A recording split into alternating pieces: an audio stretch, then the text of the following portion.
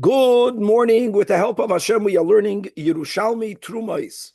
We are concluding today the fifth chapter, Pedikei Halacha Gimel, and God willing, we're starting today Pedik Vav Halacha Aleph.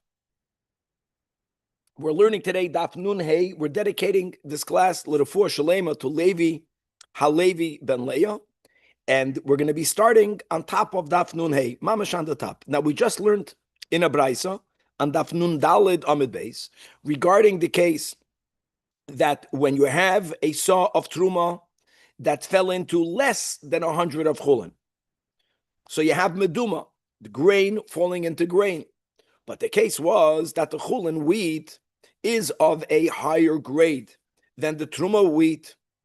And as we learned in the Mishnah, that when you grind the grain into flour, the higher the grade, interestingly, you end up with more flour than the original grain. So now that the Mishnah said, when you went ahead and you grounded it all up together, the chulin increased, the truma decreased, and now that you have the ratio, it's batel, says a braisa, beyond what it says in the Mishnah.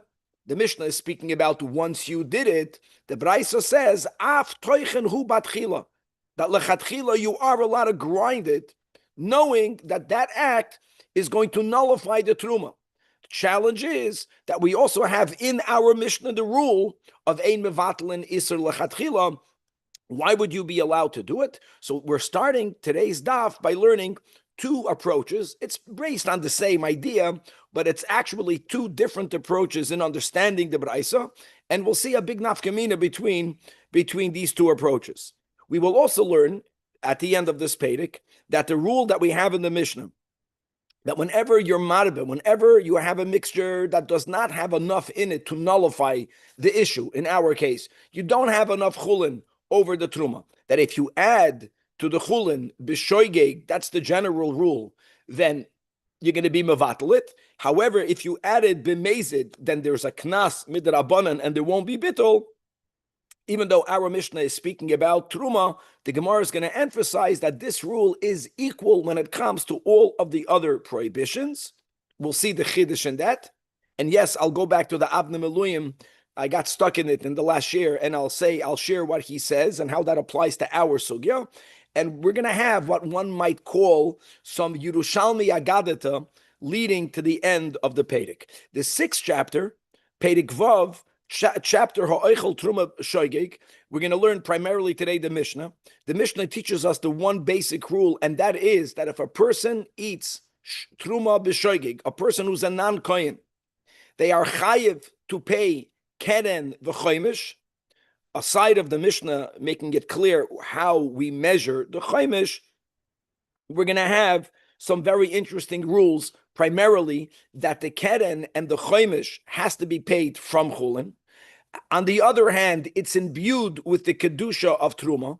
Even the choimish knas now becomes truma. So if someone again eats even the choimish, she'll have to pay a keren v'choimish for the fact that they ate a choimish or that amount of truma. The Mishnah will also speak about a scenario where you can have, let's say, a woman, a non-kohenes, who ate truma b'shoigig.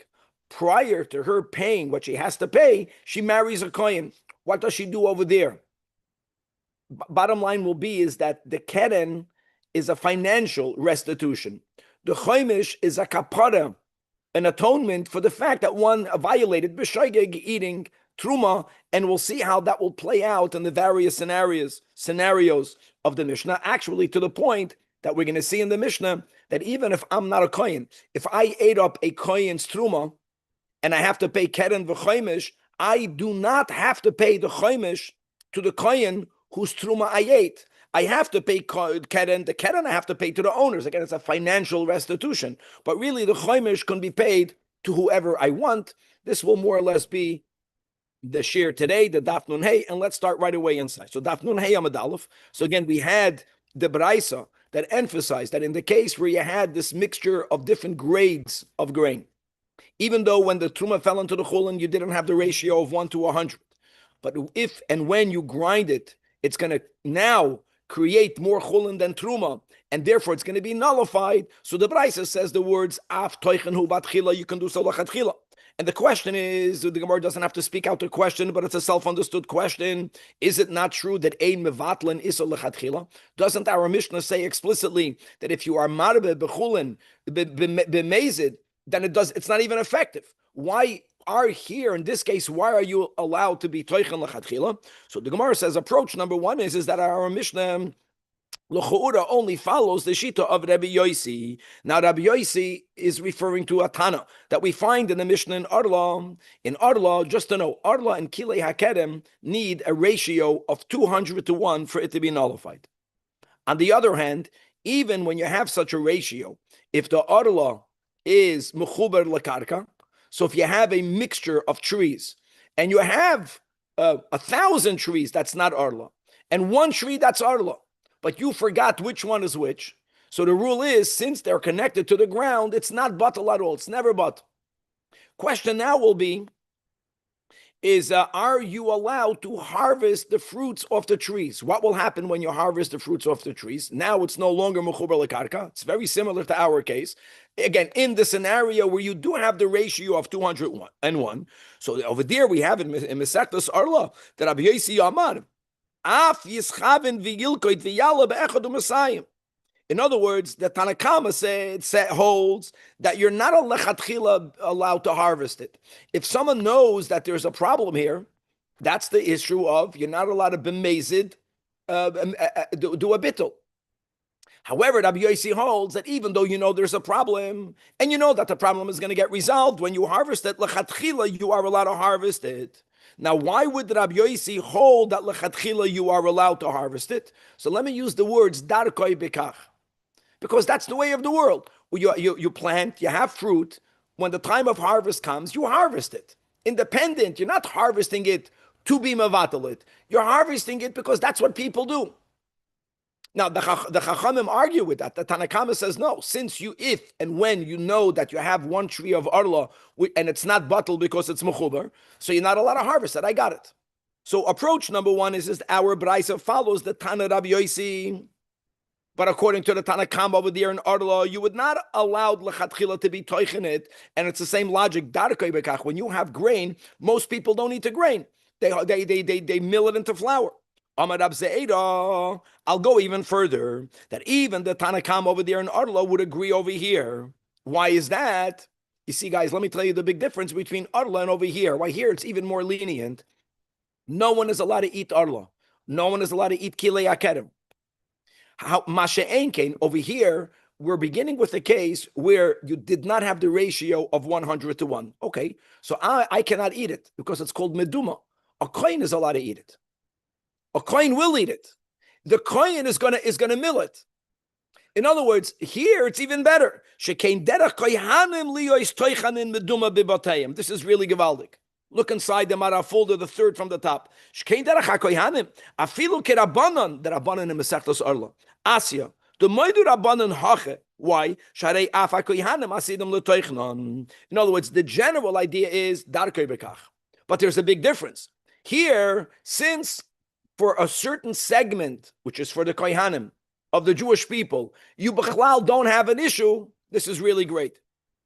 That's why over here you can be even more lenient. Now the Gemara wants to know my nafkami b'neihoin. Of course, you can say the nafkamina will be whether if someone paskins like the chachamim, whether they can still stand by the braisa that af toichen hu batchila. But the Gemara says something avaldik.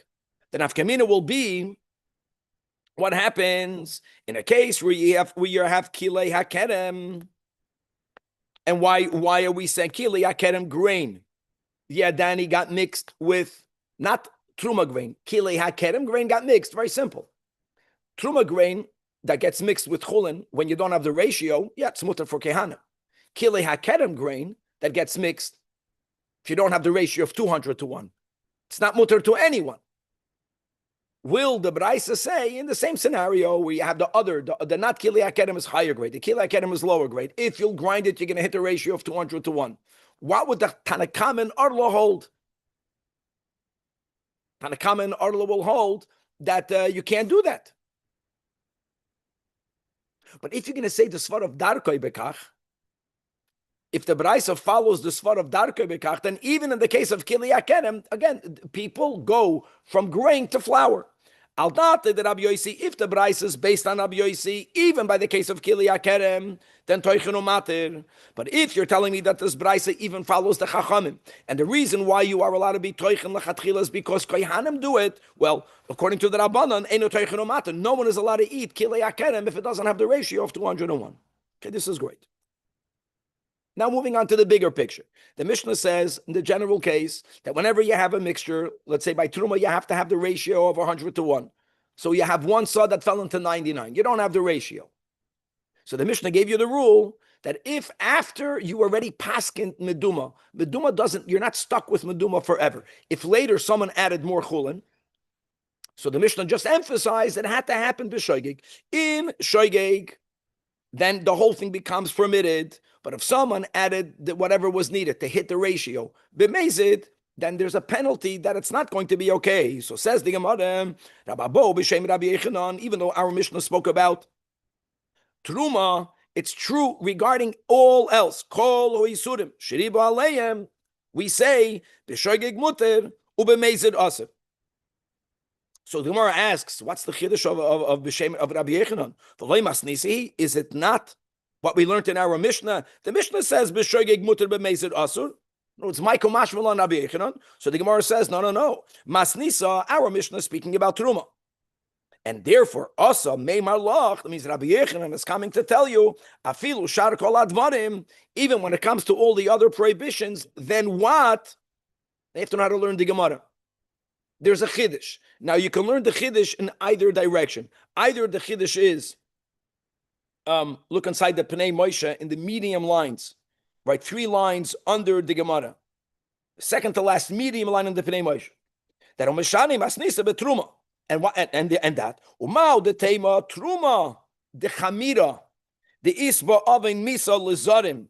Maybe only by truma are we going to say that ein mevatlin isura lachatchila. One might have thought the first widest lines in the Pnei Moshe, Abel Shari Surim, maybe we'll say Mevatlin. So Asa Rabbi Yechanan Meimalach La'ashma in an Avusa. Tafilu b'shar kol advarim. But what shar kol advarim? This is very interesting. Not rabbinic prohibitions. They surin min ha'toira. Ein Mevatlin lechatchila. Now you have to appreciate what the Pnei Moshe is saying. I know what the Pnei Moshe is saying. Some people can learn this Gemara the other way around. You see, Truma bisman azez midrabanan. We had this many times in the Yerushalmi, in many Masechtos already. Fakert. Maybe you would think that why b'shoigeg muter. So you can learn the Gemara in that direction. Why b'shoigeg but Truma is muter? Because Truma is only bisman azez. The whole thing is midrabanan.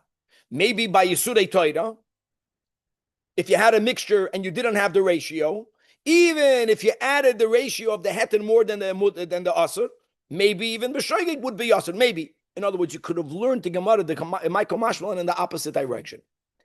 This is the Avnei Miluim. The Avnei Miluim says something great over here. He says that you would have thought that Truma, you would have thought that the reason why betruma, when you add b'mezid, it's not nullified, because you have to guard Truma mida oiraisa. V'shamru es mishmeres trumoisoi. Now, guarding it means it shouldn't become tamei, but it also for sure means it shouldn't get destroyed. When you're nullifying truma, you're violating a positive commandment. How are you guarding the truma if you're making it halachically non-truma? So you would have thought the reason why b'mezid by truma it's asur, you might have thought that. Not only because it's an isur doiraisa, even when truma is truma doiraisa, because the act of bittul is going against the positive commandment. Basar b'chalav, you're not violating a mitzvah saseh. It's asur because of, the Hashem says you can't have basar b'chalav. But if you add it and you hit the 60, the ratio of 1 and 60, then one might have thought that even b'mezid is muter. Whichever way you want to learn it, the bottom line is Rabbi Yechanan is saying a chiddush, that the rule b'mezid, it doesn't work. B'shoigeg works. It's not only by truma, but it is by all of the yisurim. Okay, great. It's great. We're having over here 3 statements and let's call this Haggadah, because the real stories, I don't know. I forgot the last time we learned a piece of Haggadah in the Yerushalmi, but it doesn't matter. It is what it is, and it's great. Says the Gemara. We learned these ideas in the Bavli, but they are formulated differently. The wordings are different. Rab Acha b'shem Rab Yonasan. Kishem shemitzvah loimer al davar shuhu na'aseh. We're speaking about the mitzvah of teichacham, of giving rebuke. And giving rebuke meaning when you see someone, Aviv, about to do something prohibited, you are obligated to bring to the awareness of the person doing it in order for them not to violate. So just like I am commanded to speak to someone. But when am I commanded? When I presume, no one knows the future, but when I presume that my words will be accepted. And I'm doing a mitzvah. Now, I want to add a very important detail. We're speaking at why would someone accept my words? I'm going with again, there are many ways of learning these statements. I'm saying it the way it's understood in halacha. That means someone is about to do something b'shoigeg. And that will be the link over here between the shoigeg and the mezid. Someone is about to do something without even knowing it's prohibited, which is why I'm presuming, correctly so, that if I were to tell them, you're not allowed to do this, they won't do it. They're only doing it because they think they are allowed. So in order for them not to violate an Isur B'Shoigeg, I'm commanded to tell them you're not allowed to do it, even though there's a small chance that now they'll know that it's Usur and they'll still do it. And then it will be amazing. So you can argue maybe it's wiser not to say. So what we're saying, B'Shem Rabbi Yonasan, that you have to make a judgment call. If you foresee that person listening to you, then you are obligated to tell them. If you foresee that that person won't listen to you, then you're not allowed to tell them, because then you are making that person go from a shoigig to a mezid. That's the way we're going to learn the Gemara. The guy pushing the stroller, you say something or not. Very good. Then he's saying very good. In other words, if the Edu fell, and when the Edu fell, if people are Eruv is a din Torah, you have a Mesechtes Eruvin, you're doing nothing wrong relying on the Eruv. You're going into a restaurant, you are relying on the Mashgiach Timidi, or relying on whatever halachic system this Hashgacha is using. Happens to be that you know that something is not kosher. I would say that by my restaurant, that's a bad example, because I'm just, for most people, would stop eating. We'll go to the next restaurant. On Shabbos, you're schlepping a child, you're doing something, it's very difficult. What about Marat Ein? Let's not even before the Marasayin. Amazing. So kach mitzvah shaloi loymar. It's a mitzvah not to say al davar she'eino nas. What's the words that we have in the Bavli? Just like your makabel schar on speaking, your makabel schar on being quiet. It's the same concept. In other words, I just think that the way we are learning this statement b'shem Rabbi Yonasan is that the violator is violating it b'shoigeg. You telling him you're not allowed to do that. If that person now were to do it, he's doing it b'mezid. You have a mitzvah to let the person know, because the person is going to obey. But if you know he's not going to listen, then better for him to be a shoigeg and him not to be a mezid. Do we say this by Oli Surim? So we learned this in the Bavli. We have many Rishonim that say we only say this by Nisur Darabanan. We don't say this by Nisur Doiraisa. Okay, and I'm almost sure that we had this conversation about Marasayin. There has to be, the application of this should take into account the Marasayin. In other words, if I'm doing something, Aviv, even though I'm doing it b'shoigeg, if everyone knows what I'm doing is a problem, it's more problematic. Maybe I should be notified more.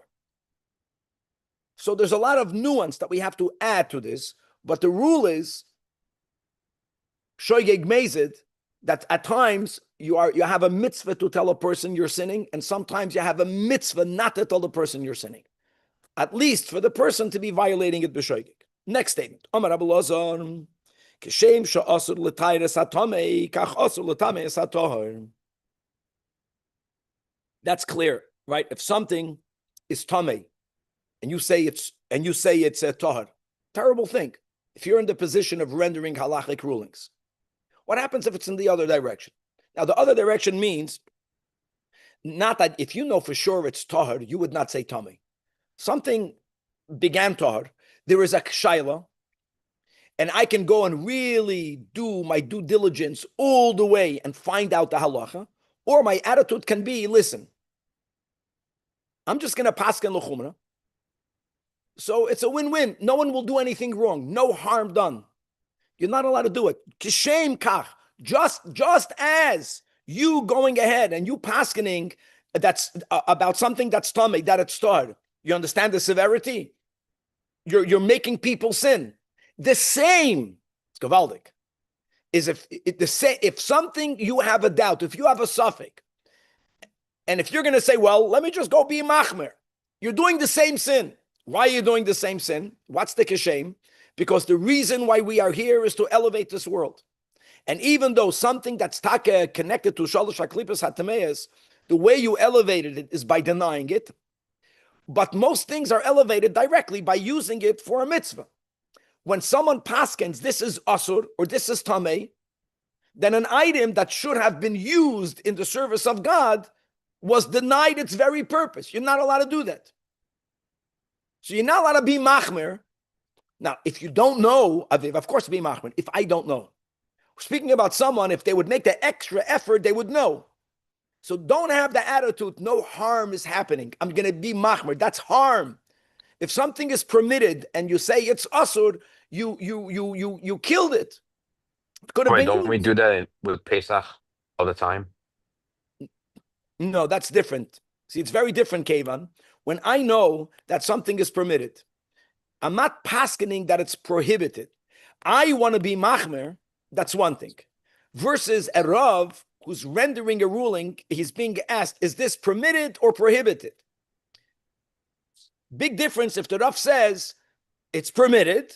If you want to be machmer, be machmer. By the way, if you want to be machmer, someone else might not be machmer. Gewaldig. Now an exception to that, almost an exception to that. It's not really an exception, but it's an exception. The final. Amar Abba Bar Yaakov, V'Shem Rabbi Yechanan, Im Bas Halacha Tachas Yadcham. Now here we're speaking about Truma and Aviv. We're speaking about a case. The Truma is Vadai not pure. That we know. But there's a doubt.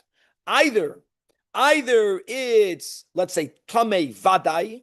What's the din of Truma that's Tamei Vadai? Got to burn it. You can't eat it. Or it's Tamei Misafek. What's the din of Tamei Misafek? The din of Tamei Misafek is that you're not allowed to eat it. You're not allowed to burn it. You have to keep it hanging, toiling, until when it becomes Tamei or until when it gets ruined. Now, there's always an issue with toiling because there is a fear that until when it becomes ruined, someone accidentally might eat it. So when do we say that if you have a doubt and with harder yigia, you can come to a psak clear? You have to do that. Don't say, anyways, I'm being machmer. No harm. It's harm. When do we say that? By almost all cases. But if the suffix is between vadai tamei or suffix tamei by truma, here you can say burn it. So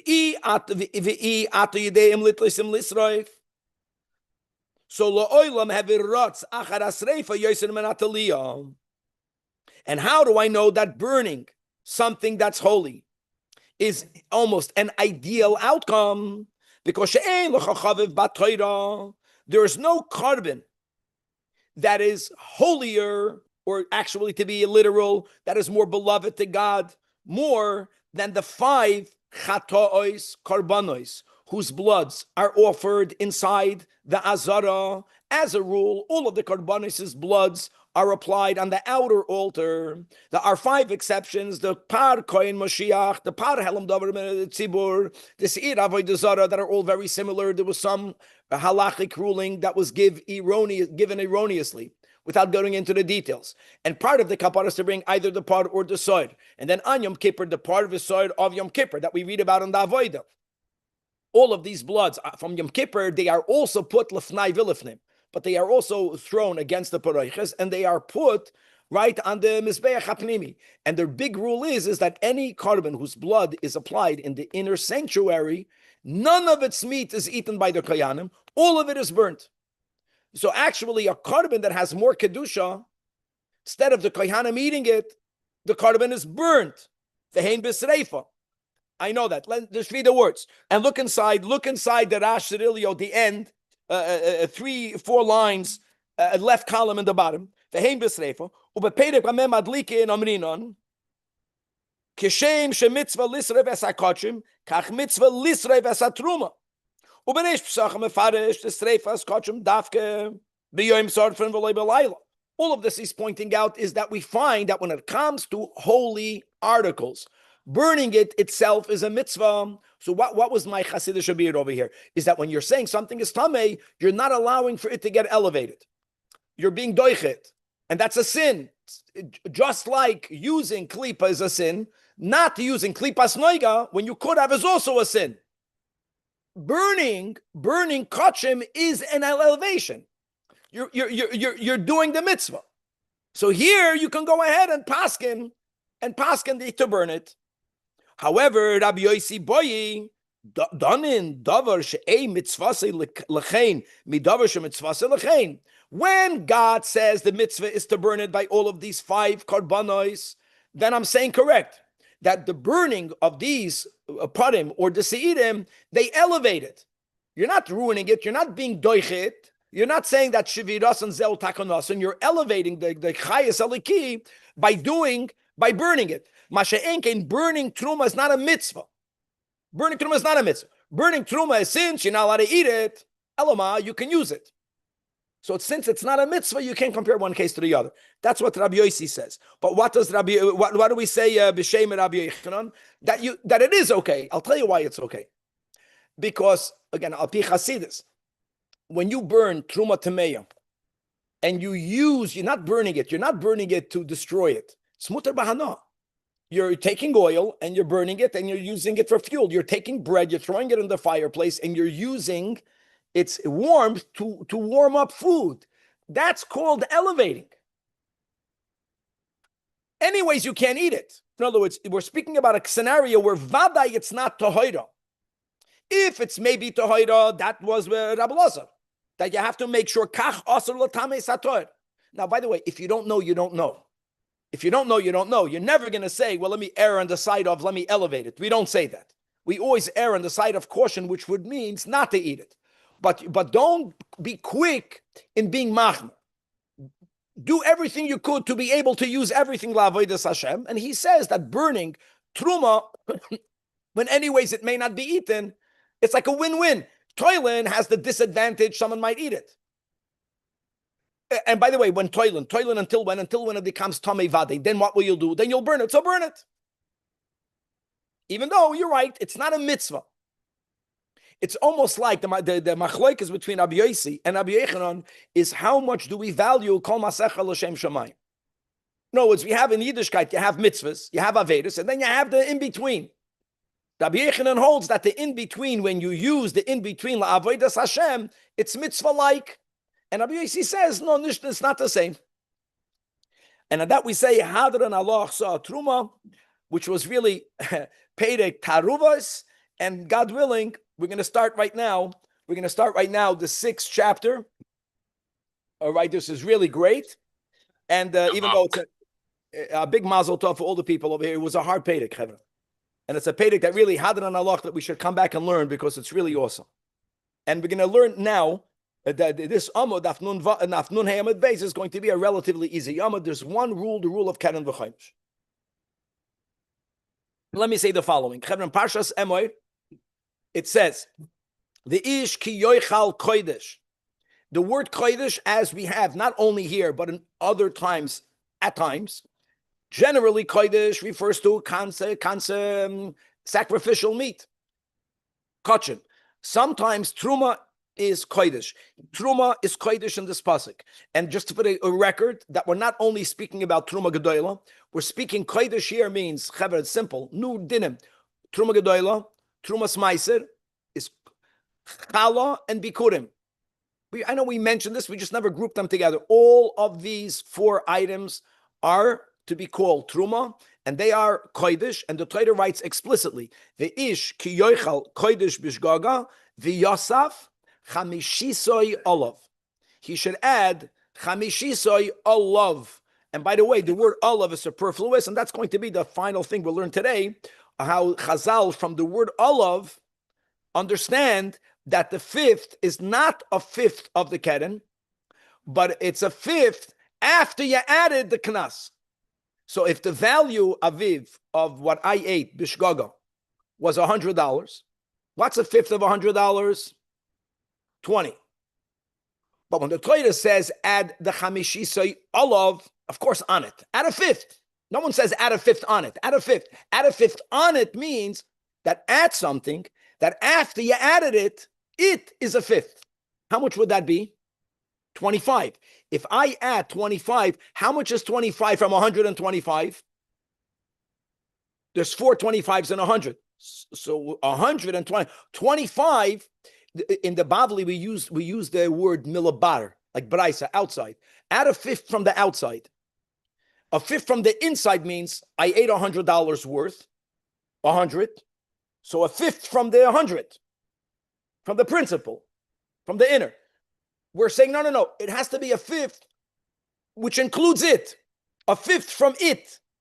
That's called a fifth from the outside. And the Bavli here, we're just going to say, Kadam v'chaimish. So the Torah writes explicitly that there is a penalty. Now you have to understand how this works. First of all, Aviv, there are 2 trumas. There's the truma that I separated, I'm a Yisrael, and I didn't yet give to a kohen. And then there is the truma that I already gave to a kohen. Big difference, right? And then I ate up his. One is I ate truma that had no owners. One is I ate truma that does have an owner. Now we're going to learn scenarios in our Mishnah that there can be a case where I am the owner. I am the owner. By the way, you know a Yisrael can own truma. The example that Chazal always give is that there was a kohen. The kohen had a daughter. The daughter is the only child. The daughter has already sons. The Zayda passes away. He bequeaths, the kohen, the Zayda, bequeaths whatever he has to his daughter. He has no sons. The Yerusha goes to the daughter. The daughter passes away. It goes to her children. She can have Yisraelim children. They're going to own Truma. They're still not allowed to eat the Truma.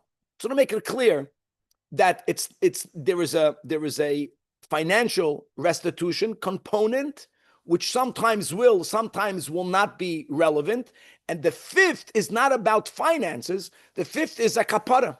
We find atonement by paying by giving a penalty financial. And therefore, one big rule I'll tell you before we read the Mishnah inside: if I ate Iro Cohen's truma, God forbid, b'shoigeg, I don't have to pay the chaimish to him. I have to pay the keren to him. The keren is financial restitution. The chaimish is I sinned. I have to find atonement by giving to a kohen. I have to give it to a kohen. I can't give it to the charity of my choice. But I don't even have to give it to the kohen from whom I ate. And we'll learn many other nuances in the Mishnah. Let's go inside. Ha'oichel truma shoigeg. So the big rule is mishalem keren v'chaimish. Okay, that's explicit. Now, what does it mean I ate? Doesn't mean that I ate. It's whether I ate it. Right? The Torah says v'ishki yoichal. It doesn't. Don't limit it to the actual literal eating. Whether I ate truma, whether I drank truma, whether I anointed myself b'shoigeg with truma oil, doesn't make a difference. In all of these cases, anointing yourself with oil is the way it's consumed. That's all included in the words v'ishki yoichal. And even more, echa truma tohira ve'echa truma temeya. Now we're getting great. In other words, don't think that truma temeya is not called kodesh. That's the chiddush. The pasuk is kodesh. Truma temeya, we just learned, has to be burnt. So what? It's still called kodesh. Now let's not deny the fact that truma temeya has less value. I know that.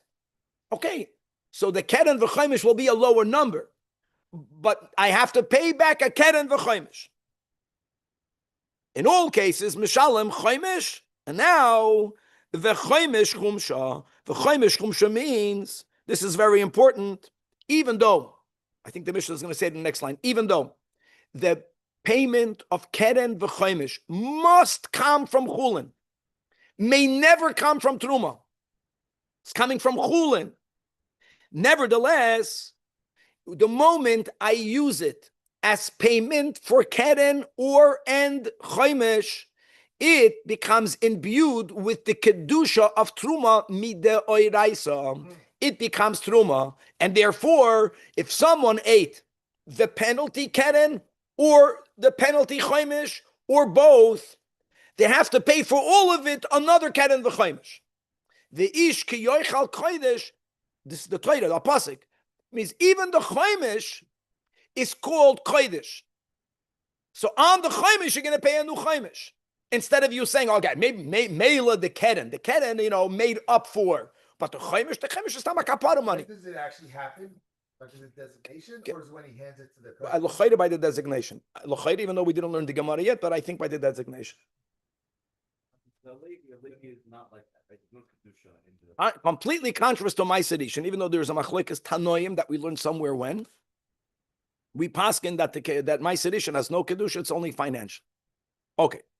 Now, this rule, we just mentioned it, of paying the keren v'choimish, einoi mishalom truma, just like, I am never allowed to pay a debt with money that's not mine. Doesn't work. If I have a debt, I got to pay it with my money. I cannot pay keren v'choimish by using truma. The moment I designated truma, even though I didn't yet give it to a kohen, the truma designated is not mine, and I cannot use it to pay this keren v'chaimish. What must I pay it from? Ela chulin misukanin. That's step number one. It has to come from chulin. Step number two, by the way, misukanim doesn't only mean misukan from truma gedola. It means misukan legamre. It has to be from chulin, from which I already gave the truma gedola and the ma'aser rishon and the ma'aser sheni yorani. But that's the point. Step number two is, and this is biblically, that once I'm going to go with the words designating, once I designated the keren v'choimish as payment, v'hei nasin truma, that's the key over here. It's endowed with kedusha, which is the only explanation for which the Mishnah says that if someone ate this up, they have to pay a keren v'choimish. And v'hatashlumin, and this goes on infinitum. So if I ate up the keren v'choimish, we say it again and again and again. And now I have to pay a keren v'choimish for my eating the keren v'choimish. That tashlumin also, the new payment number two, that's what the Mishnah is saying, also becomes equally imbued with the sanctity of truma. But tashlumin becomes truma. Now, why doesn't the chumash go to God instead of a kohen? Because that's what God said. You're right. You know where we find the same type of conversation that I remember clearly? In Geneva. No, it's when I steal from you, and in many circumstances, right? A ganav is penalized with kefil. You could argue, I took from you kefil. Let's say I ganav from you kefil 100. That I have to pay you back 100. That makes sense.